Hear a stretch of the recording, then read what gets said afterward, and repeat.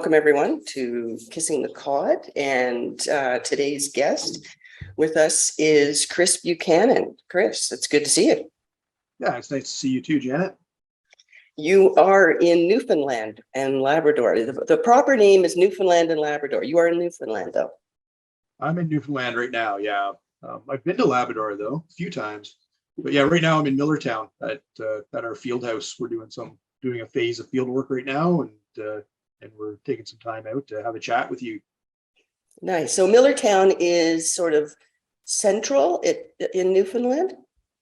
It's pretty much right in the middle of the island. I'm not sure if it's the exact geographic center, but I think that would be close enough. You're kind of almost equidistant to the south coast and the north coast of the island, and east and west as well. So pretty much as central as you can get in the middle of nowhere.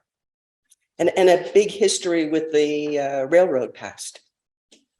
Well, Millertown, not so much with the railroad. It would have been the epicenter of the logging industry in Newfoundland, though, for the last 100 years or so that they've been logging here. So the town itself was a logging, I might even have been a company town originally, judging by the layout, but there's lots of remnants of its logging history around the town, and of the old the companies that ran the logging industry here in the early part of the century. It's got a lot of history. Yeah. So for the benefit of anyone listening, you and I have worked together a few times. I was involved with C2C Gold. I've now moved off the board, but we worked there, and we worked up in the Yukon together. Yeah, that's right. We did a gold project in the southeast Yukon. That was an exciting project that is still hopefully going. Yeah, I hope it is. It was, I had fun up there. Yeah, well, I mean, the Three Aces was a pretty spectacular project. And I know when I first went out and worked on it, I was actually living in Newfoundland at the time when I went out for Northern Tiger. And what struck me about it, I'd been doing some gold work on the island off and on over the years that I lived here. And, I've seen a lot of gold bearing veins on the island with lots of VG. And what I liked about, what struck me about Three Aces is the similarity in the veins and the amount of visible gold that was on that property. And I always thought, I always describe it as, it seemed like everything you touched on Three Aces had gold in it, and almost always had visible gold. It didn't look too hard to find visible gold all across the property, which I thought was a pretty exciting property. And it eventually drew me out to the Yukon to work there full time on it. But yeah, I thought there was a lot of similarities with the gold systems that we see here on the island as well. Now you have your master's from Memorial? That's correct. I did. I moved to Newfoundland 2001. I moved out to Newfoundland to start grad studies at the university. I'd been kind of looking around for a master's project for a couple of years at that point. I was living in Saskatoon doing uranium exploration for Cameco. And a fellow that I worked with, a consultant that worked for Cameco, had recommended Dr. Tom Klon was the structural geologist at Memorial at the time, and he was highly recommended to me to study with if I wanted to learn more about structural geology and regional tectonics. And when the opportunity came up for a master's project here, I kind of jumped at it because it was, it had a number of things going for it. It was, it was a Tom Klon project. It was involved in the project. So, that sort of got my attention right off the bat because he had just been recommended to me.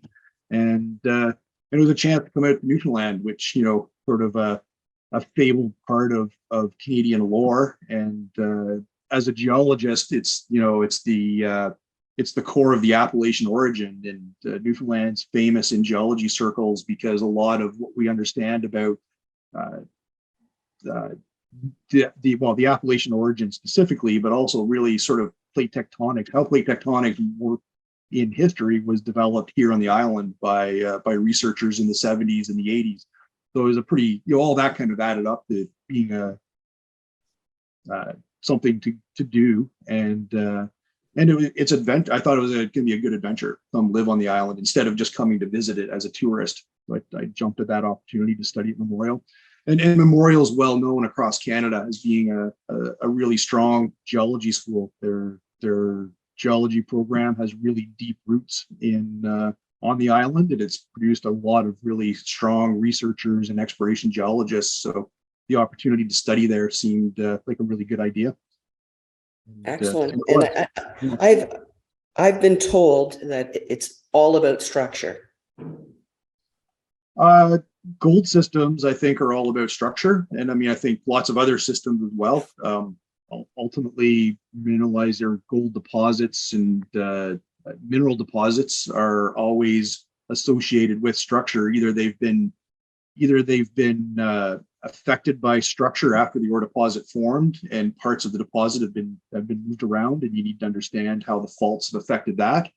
And in the case of a lot of gold systems, particularly the orogenic style of gold systems or the models that we favor to find gold on the island, are all predicated on fault systems for driving the fluid system that create gold deposits. And Newfoundland has no shortage of structure.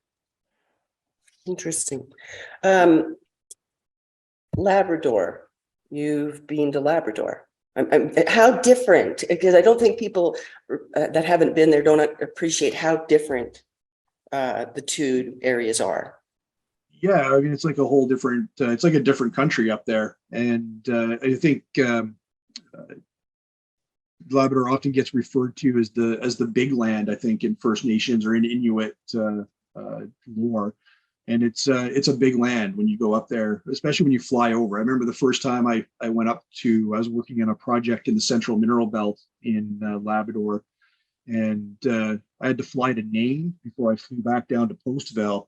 And it was a really long, never-ending flight. And there's as far as the eye can see is rock and trees, and it's a very unforgiving environment too. Like you look at it, it's a very barren looking place when you fly over it. And, but it's a lot more, everything about Labrador is just more remote. I mean, your exploration projects have logistical challenges of being, air supported. You need flights or helicopters, and it's a much more complex place to live or to work just because of that remote nature to it. It's like being in the Arctic. I mean, I guess to some extent it is the subarctic, but it's a lot like working north of 60 in a lot of places like the Yukon and Nunavut in the Northwest Territories.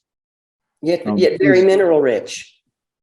It is very mineral rich. I mean, it hosts Voisey's Bay, one of the world's largest, richest nickel deposits. And what I was up there for was uranium deposits. There's the Makovic district in the Central Mineral Belt has a number of historical uranium deposits that in that time frame around 2006, uranium was a very hot commodity. The price had spiked, and I think almost everybody in the exploration industry jumped on that as an opportunity to do something.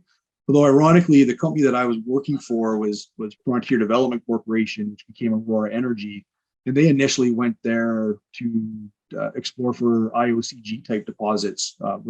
They sort of had initially had a copper focus, but when uranium took off and they had a historical uranium deposit sitting on their property with a resource, that very quickly became the main focus of their exploration or of their work. It was really a development story at that point. So they took that deposit from a 1 million pound historical resource to something, I think, between two deposits, something around 90 million pounds. I'd have to double check that number, but yeah, it was a unique opportunity, and it was a good. I worked there for almost 6 years that I was involved off and on with that project, and it was an interesting time.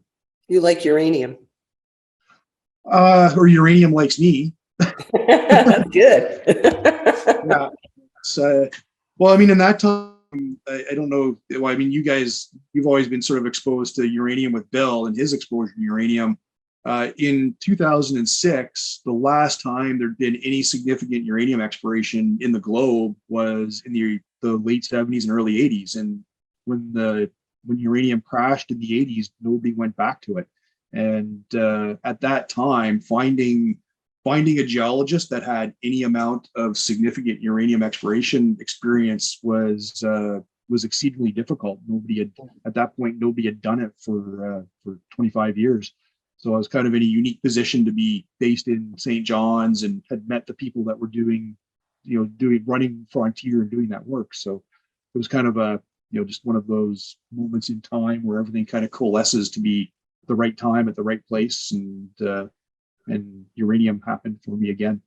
Yeah. And uranium continues to happen off and on. I think it's happening again that there's a shortage of technical expertise because it's been since 2006 again, right? So yeah, kind of in the same spot, right?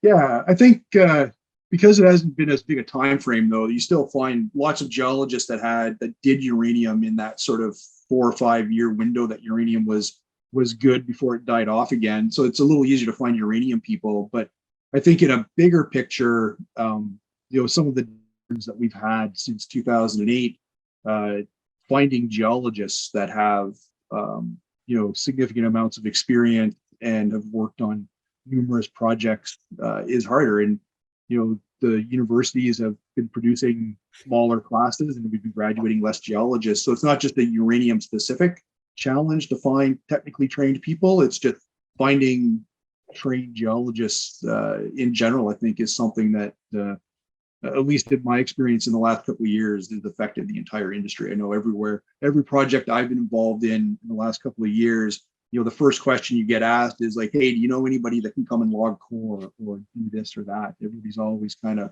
searching for more people. Yeah, it's very, you have to like the field work, right?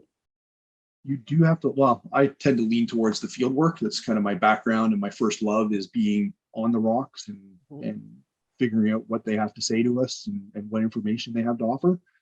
And I think that's one of the most important things of driving any exploration program is being on the rocks, and you have to do that in the field. You can't, there's a lot of tools that we can bring to bear that are, remote sensing and geochemistry and all sorts of new tools in that vein that are coming along. But at the end of the day, you still have to go look at the rocks and understand what they're doing firsthand. So I'm a big believer in field work. Well, I love that a unique adventure drew you to do your master's in Newfoundland. Why geology? Why did you pick that course? It was kind of accidental, Janet. I don't know if I've ever told you this before, but I was in high school in Ontario. I grew up in Ontario, and I had, you get to the end of high school. At that time, we did OACs. Like they'd replaced grade 13 with OACs, and you're in that last year of high school, and you're trying to figure out what you want to study at university, and you do little tours, right? You go around all the Southern Ontario universities, and you look and see what they have to offer in different programs. And I kind of came to this realization. I thought I was going to study engineering. I came to this realization that maybe engineering wasn't a good fit for me. That the more I learned about it, the more I realized it's more time spent in the office than it is in the outdoors. And, I was very outdoor oriented kid growing up. And as a teenager, I did a lot of outdoor adventuring type of camping and canoe trips and that type of thing. And so I was kind of lost. And my mother, of all people, suggested I look at geology. She had, my father was a teacher. And one of the guys that he worked with he taught chemistry at the high school I went to, but he was a geologist, and he spent his summers, he would, when the school year ended, he would go to Northern Ontario and go, he had a whole bunch of claims staked up there, and he would go prospecting and mapping. So I talked to him, and he kind of directed me in that direction. And I started, instead of going to engineering programs, I started looking at what geology had to offer, and it seemed to fit what I liked to do with my life a lot more in terms of being in the outdoors and spending time adventuring like that. It seemed more adventurous than maybe an engineering career. Not that there's anything wrong with engineering. Oh no, for my personality. We need them, but I'm amazed at so many people I speak to that have an education and work in geology. There's a consistent theme is I didn't want an office job. I wanted to be outside, and one way or another, they ended up in geology. And the love of the land is constant. Yeah, I still love doing. 25 plus years into my career, and I still, want to spend more time on. I don't always get to spend as much time in the field as I like, but that's where I want to be. I want to be out looking at the rocks and in camps, and I still like going to camp, and I think that's been probably a thread that has held my whole career together. Is Yeah. that sort of that aspect of it. And this is one of the things that I think people need to better understand about the people within the exploration and mining sector is that this love of the land that makes you want to be on it and understand it. And that's a huge respect for the environment. And I think that's a message that I think gets lost a lot, is not trying to exploit it, you're trying to understand it and benefit, but it's a very different, I think. I don't know how you feel about that. Yeah, no, I think so too. And I started my career in the mid 90s, and it was in the middle of what was an extended downturn for the mineral exploration industry. And, the previous big boom had been in the late 70s and the 80s. And a lot of work got done in that time frame, and particularly in the work that was done in the 70s and the 60s. And you see those old camps and the areas that people were working in, and at that time, a lot of my when I first started, a lot of my project geologists and exploration managers and my BPXs that all started their careers in the late 60s and early 70s, and since that time frame, moving forward through 25 years of working in the industry, I feel like I've seen a lot of changes inside the industry in terms of their attitudes towards how we approach environmental regulations and run our camps and just generally do our work. I see it usually from a sort of grassroots stage to sort of advanced drilling stages. But I think even when we get to a mine site, I think the industry in general is more aware that we, need to consider what our ultimate impact is at the end of mine life, right? I think we consider an end of mine life more often than what I felt maybe when I started my career.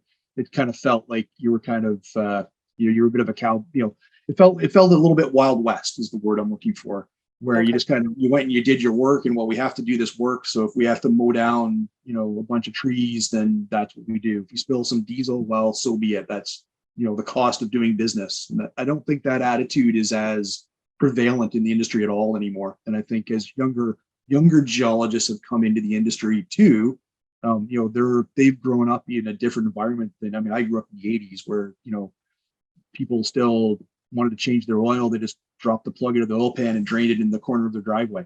And, I don't think people that have grown up in the last 15 to 20 years have necessarily had that experience, right? So they come to the industry with a different outlook on the environment and what our impact on it is as well. Yeah, I agree. And I think often people look back and they don't appreciate how much progress has been made in, as you say, in 25 years. And it's significant. And I see this across the different commodities, whether it's uranium or gold, right? Yeah, absolutely. I think it's right across the board. Yeah, it's a great industry. But so you worked for Cameco. I worked for Cameco. That's where I started my career. I was there for 4.5 years when I left to do my master's. And that was that's a very formative time period in everybody's career. And Cameco is an interesting company in the sense that it's a major player in the uranium industry. It is the sort of the global dominant senior member of the exploration world. It's E.F. Hutton. yeah, that's what I'm trying. It's kind of like a Barrick Gold or a Newmont of uranium, right? But they but at the same time, it's really a mid-tier mining sized company. It doesn't, although because it was, it had done that transition from being a government corporation to being privatized, it still carried some bureaucracy that was reminiscent of governments, but it was also, it didn't feel like you were working for a giant conglomerate either. but in exploration in that time frame, Cameco is a mining company first and foremost. They mine uranium, and in the 90s, uranium was rock bottom. $7 a pound. Cameco shares were $7 a share, and there was no traction to be had in the uranium world. It wasn't a commodity that anybody paid attention to, and the global supply was being largely met by taking enriched uranium and reprocessing it to de-weaponize the world, or try and de-weaponize the world. So, exploration was a sort of a secondary component. It felt like sometimes, like we were a pretty small department relative to the size of the company, and we were there, but everything was run sort of by the engineering side that was geared towards making the mines happen, and getting McArthur River up and going, and getting Cigar Lake up and going. Well, that was, I guess, Orano, or the predecessors to Orano that were doing that. But that's now Cameco. And so we kind of lived our own. We were kind of like our own little community within the company, and we did our. We were to some extent isolated, to the point at one point they moved exploration out of the main office into their own office and separated them completely from the company. That was after I was there, but it still felt like that when I was there. But at the time, I didn't realize what an advantage that was to work with a fairly small, tight group of people, and a lot of, like, all the geologists that had worked there. I was in my mid-20s, and there was 4 of us that we had been brought onto the company sort of within a year of each other. And then the next youngest geologist in the exploration department was in his late 30s, early 40s at the time. There was a very big age gap within the staffing group there, which sort of reflects hiring practices at the time. I mean, there was not a lot of geology jobs around, and there wasn't really, because there wasn't a lot of work being done, and there was not a lot of geologists being generated by universities. So that I'm part of that gap in geologists, where there's we have a large portion of geology is about to retire, or is retiring, and I'm in the gap. And then we have some younger geologists that are kind of 10 years 15 years behind me that have come into the industry. And then I think there's another gap there that was created in 2012 to 2014, when the industry was slow there again. But that gave me an opportunity to work with a lot of senior geologists that had a lot of really good experience, both on the gold side of the Saskatchewan mining industry and within uranium. And I didn't realize at the time the amount of mentoring that I was getting, and how much hands-on training that I got from senior geologists. And I think I've worked for because I've been consulting for a long time as well, I've worked for a lot of different clients, and they're usually on the junior side of the industry. And I come into their programs, and usually what you have in the field is a lot of really young geologists that have been sent out to the field to run a program. They've been given a drill or 5 drills, and no real guidance on what to do with them and how to run that program.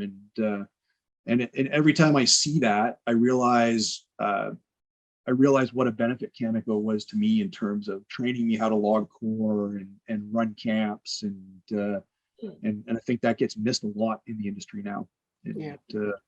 It's something that we, as a now that I'm becoming a more senior member of the industry, need to keep in mind too, that young geos need guidance, and they need training, and they need on-the-job training. And universities can't do everything. They already do a lot in 4 years, but there's still a lot to learn after you've graduated, and sometimes we forget to give them that training. Wow. So now you made the switch to gold, and you made the switch to Newfoundland. So what's going on there? There's we all say there's a gold rush going on, but tell me what you see going on. Well, I mean, you're right. There's a gold rush. There's certainly, there's 75 companies working on the island now, or more than 75 companies, I think now, probably, but as a rough number.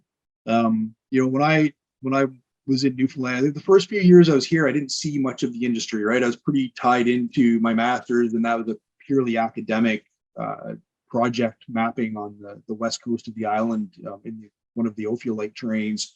And and I was kind of isolated from what was happening with industry. But industry was still slow back then too, and it was just starting. Gold was just starting to pick up in around 2003, and that's when I sort of came back into the industry. I started picking up some summer contracts to make some extra money, and I was working for. I initially worked for a company called Rubicon that was had come to the island and staked a fairly large land position across the island, and Altius at that time was just starting to grow. And between Rubicon and Altius, they had, well, in terms of today's terms, a mini staking rush.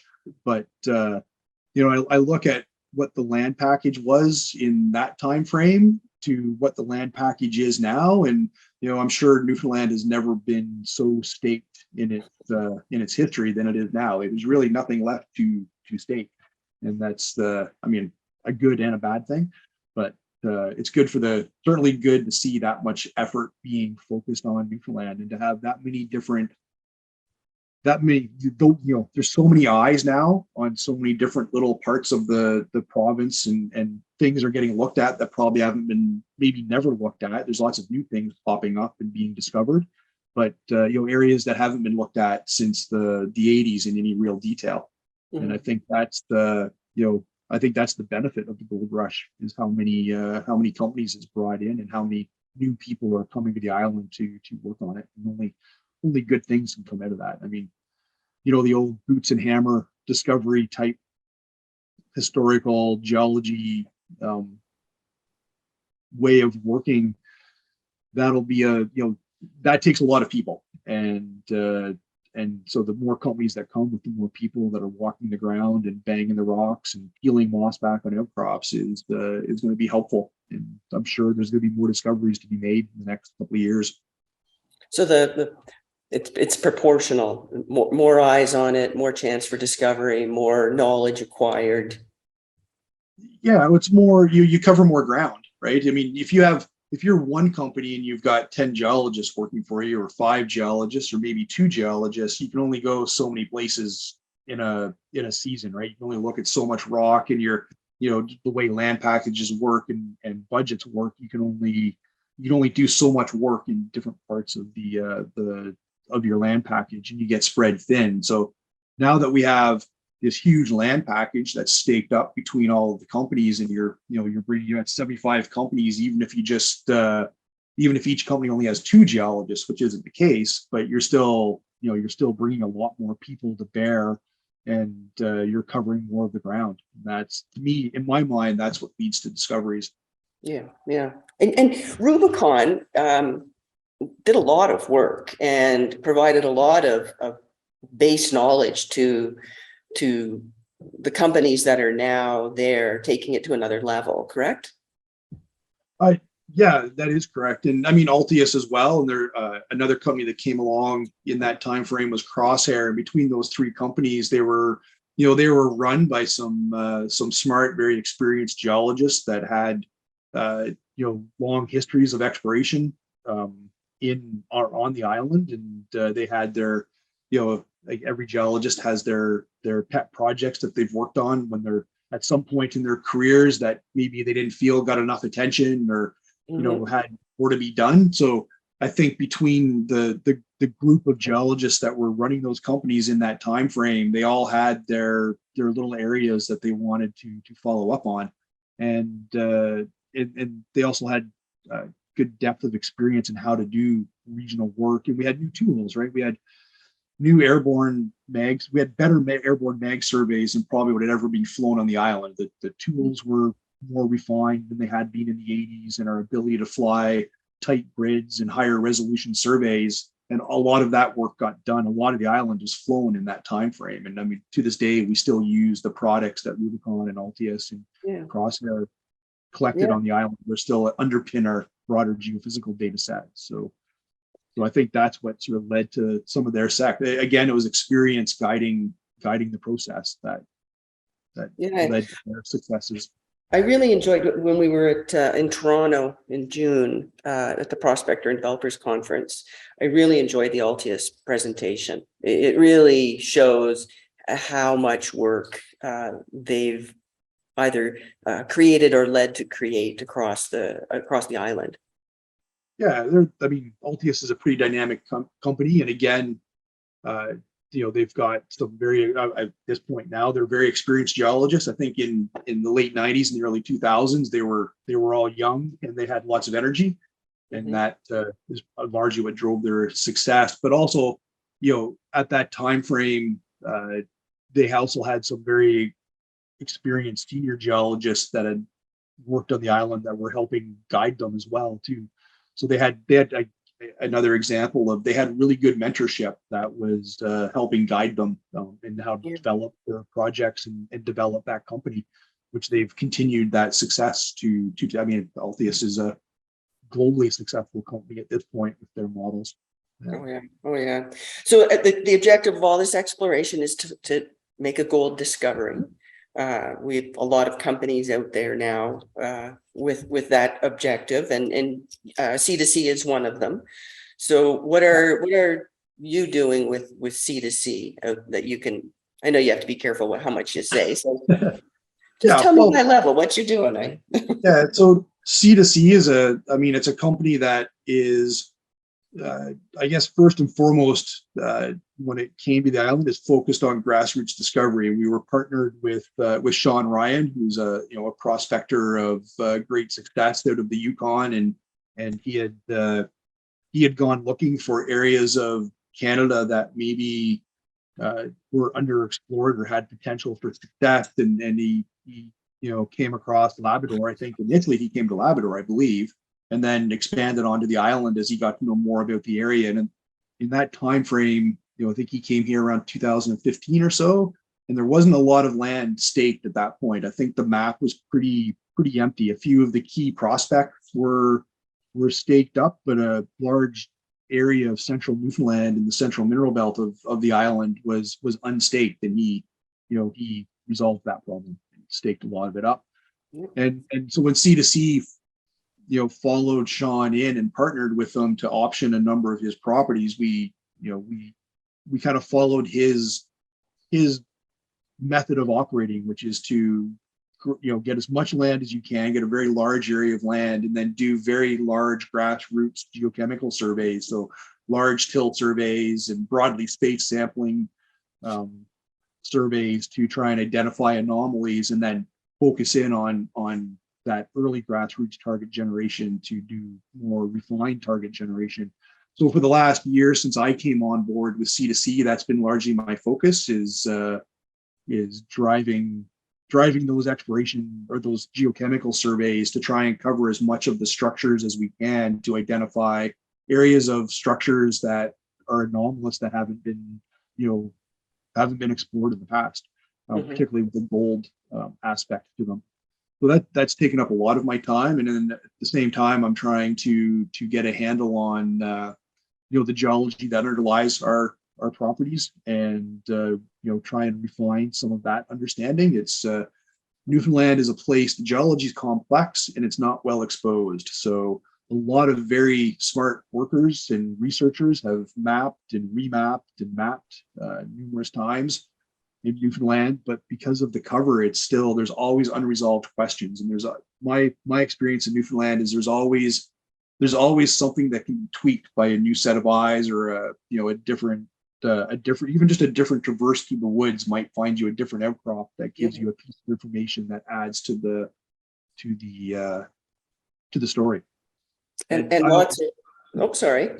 Oh no, go ahead. Sorry, interrupt you. Oh, I was just going to say, my supervisor, when I was working with Tom on the island, he always told me about working in Switzerland. He was European. He grew up in the Netherlands, and he did all his graduate work in Norway and in work in Switzerland. And he always told me, like, Switzerland is this little tiny country in the middle of Europe.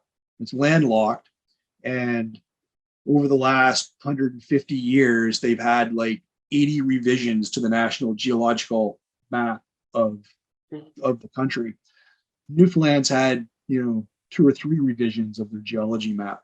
So I mean, the point that he was making was that you can always learn something new, and you can always add to the knowledge base and improve what you're how you're looking at the rocks and how you understand them. And that just leads to helping you discover new deposits. So yeah, and and there are a number of discoveries in the past few years that have led to the increase in companies. There's it's a great deal of on the ground work, but exciting. it's very exciting. I mean, it's nice to see,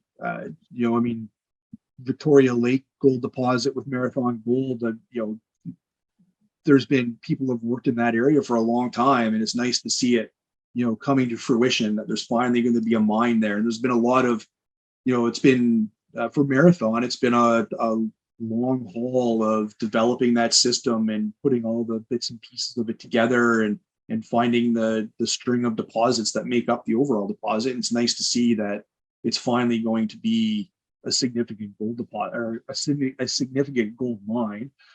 I mean, that obviously makes us all excited, because if you have gold someplace, then that means you can find it somewhere. Now we're exploring in the shadow of a head frame, so to speak, right? Whereas before we were in new ground.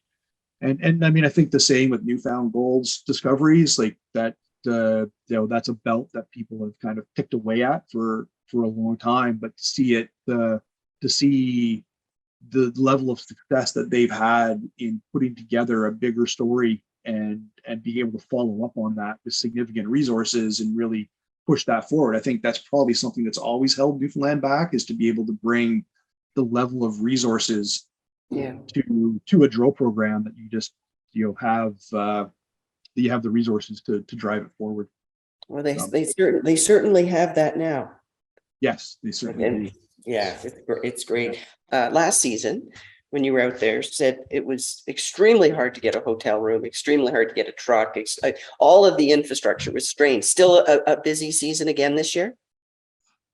Yeah, well, I tried to rent trucks there a couple of weeks ago. There's still nothing available. I think what I told Freddie was there was a RAV4 in St. John's that we could rent for a couple of weeks. But yeah, so I think resources are still difficult. I think to some extent the pressure on the labs, I think, have been relieved a little bit. I don't know if it's entirely resolved. I think our labs are still going to be challenged as the season goes on, but I know Eastern Analytical added a lot of capacity to their sample processing, so that helps.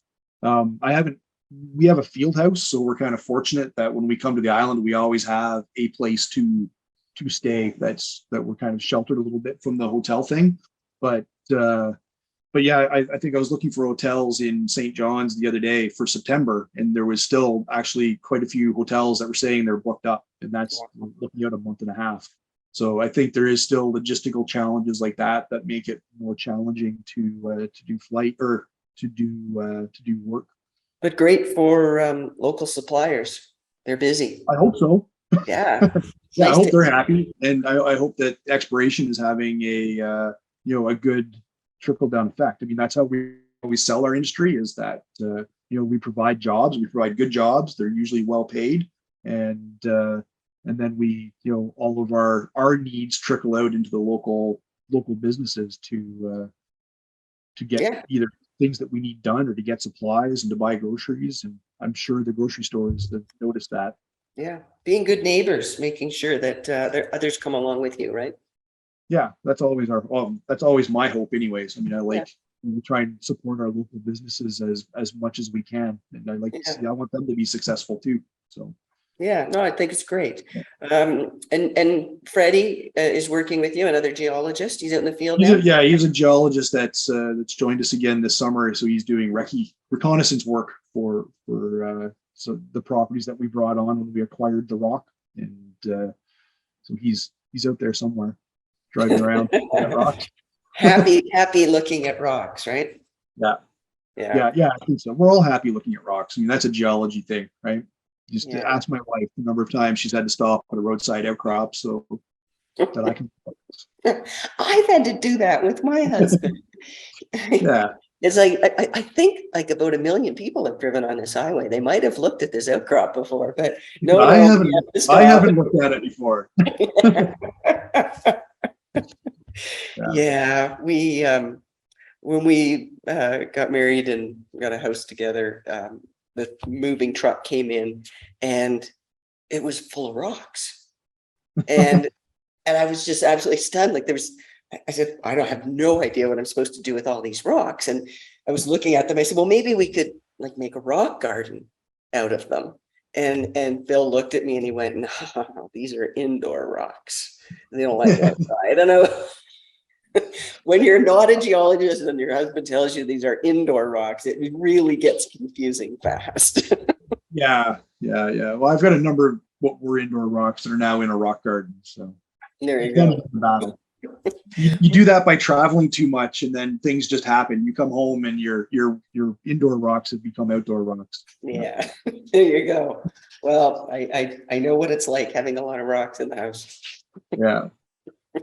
Chris, it's been fun talking to you. I really enjoyed myself, and I thank you for your time. Also want to make sure you say hi to Freddie for me. Yeah, I will do that when I see him here. And yeah, thank you for inviting me, Janet. It's been pleasant to chat with you. And, yeah. Good luck this season. I hope everybody has a fabulous season, and we'll keep an eye on C2C and the other 75 companies that are toiling away in their quest for gold. Well, who did I work for? Well, it was actually when I was working with Northern Tiger, and we were spending time with the company that Bearing Resources had properties north of us, adjacent to our property, and we did some work with their VPX. We did a lot of knowledge sharing. So I was traversing with his mapping geology as well. We spent a lot of time together just talking about what we were looking at and what we were seeing on the two different properties, and I always appreciated that from Dave, because he his attitude towards was that we were building a new district. I mean, that was a very underexplored area of the Yukon, but he was like, the more we share and the more we understand about what's happening on both sides of this property boundary and what we're each looking at, the better chance we have of putting that district together. And I think that holds true in Newfoundland as well too. There's the more everybody can be successful here, and because we all have our land packages pretty much locked up now, and there's not much room to expand there. The more we talk to each other and share what we're seeing, and as results come out, then the more likelihood we all are to have success in finding that next bit of gold in Newfoundland. Yeah, I've noticed that about Newfoundland. Very collaborative, a lot of information sharing between the companies, and all boats float higher. Yeah, and particularly with the government too, right? I mean, the geological survey here is integral to mineral exploration on the island, and a lot of that is because they're so keen to share what they know and what they understand of the island, and show you what they've seen, and help you understand what you're looking at as well too. So, the collaboration goes sort of just like a triangular 3-point collaborative process there that I think is very active on the island. Yeah, great team at the Geological Survey. Some really fabulous people and have been there for quite some time. So you as you say, you're getting the senior people and the younger, not just geologists, but experts in their field, right? Yeah, that's right. Well, thanks, Chris. It's been fun. Yeah, perfect. Thank you very much, Janet. Thanks, and thanks to everybody for joining us, and stay tuned and come back and visit us at Kissing the Cod. Thanks all.